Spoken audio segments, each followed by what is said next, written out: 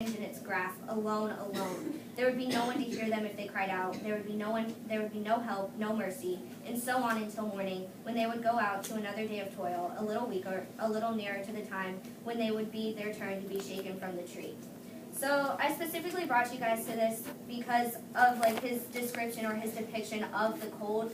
And not only does it show you all the hardships and struggles that they had to deal with because they were poor, it's also just going to show you specifically the effects that the capitalism society was having upon these workers because they were working in such terrible conditions and they weren't being paid enough. They couldn't specifically pay for the coal so that they could heat themselves, and it also just kind of personifies the cold and how bad it really was for them when he talks about it being like a death-like sickness, and it has death-dealing fingers, and they would try to hide from it and try to get away, but you really couldn't, which also you could connect that to the capitalism society. There was really no getting around it.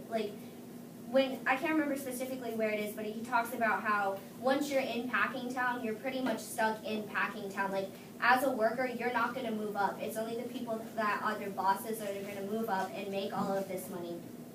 And it also just kind of shows you his writing style and how it's more naturalist because he's kind of cold and uncaring about it. And it's just this is how it was. These are our believable characters in this realistic world, and this is how it really was for these people. And with lack of a better word, it sucked for them. It really did. And it's just going to show you how, I guess, even though they can try to make all this money and do this, it's probably not going to work out in the end. And then when it talks about it would be their turn to be shaken from the tree, the way that I took that was probably the only way out was if you died.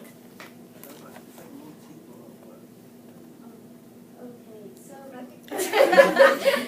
don't know if else to on that, but anyway, on the same page on 69, I wanted to bring out a, I guess, more detailed part of the episode that he brought us to. It starts towards the middle of the page.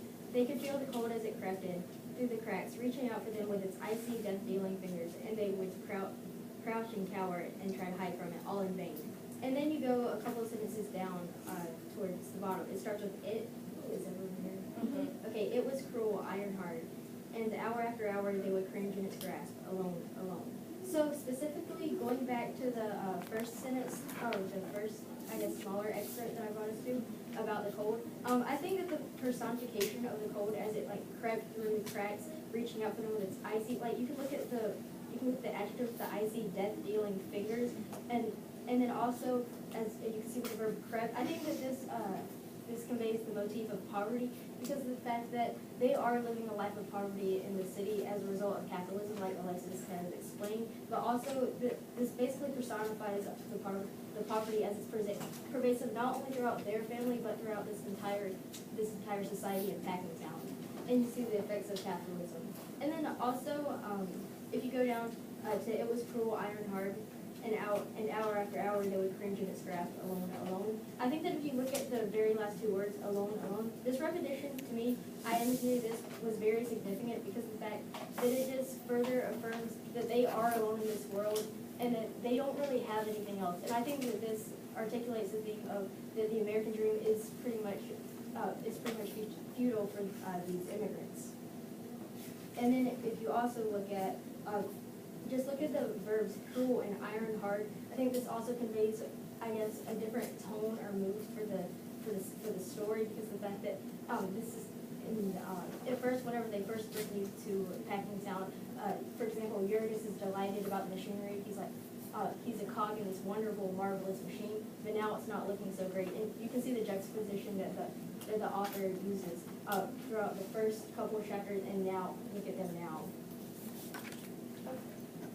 Well, I want to take us to page 73, and it's about, I guess, halfway down the page, in the second paragraph. It's a couple sentences into the second paragraph. 73. So, where are you guys there? Just let me know. Okay. So it says, one of the rules on the killing beds was that a man who was 1 minute late was docked an hour, and this was economical, so he was made to work the balance of an hour. He was not allowed to stand around and wait. And on the other hand, if he came ahead of time, he got no pay for that, though often the bosses would start up the game 10 or 15 minutes before the whistle. And the same custom they carried over to the end of the day, and they did not pay for any fraction of the hour for broken time. A man might work a full 50 minutes, but if there was no work to fill up the hour, there was no pay for him.